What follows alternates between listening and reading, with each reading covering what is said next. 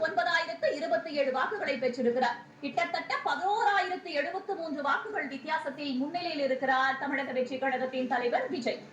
அவரை எதிர்த்து போட்டியிட்ட திமுக வேட்பாளர் 17,954 வாக்குகளை வாங்கி பின்னடைவை சந்தித்திருக்கிறார் என்று நாம் பார்க்கிறோம். சென்னையை பொறுத்தமட்டில் பல்வேறு தொகுதிகளில் நட்சத்திர தொகுதிகளாக கருதப்பட்டன. அதில் குறிப்பாக நாம் பார்க்கவிருப்பது கொளத்தூர், சேப்பாக்கம், திருவல்லிக்கேணியை பார்த்தோம். பெரம்பூர் தொகுதியில் தான் தமிழக வெற்றிக் கழக தலைவர் விஜய் நேரடியாக களமிறங்கியிருந்தார்.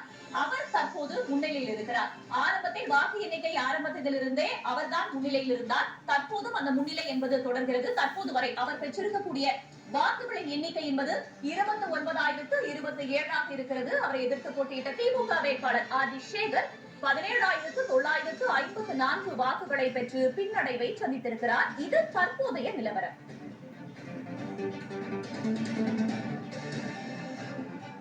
திமுகவின் நட்சத்திர வேட்பாளர்கள் தாவே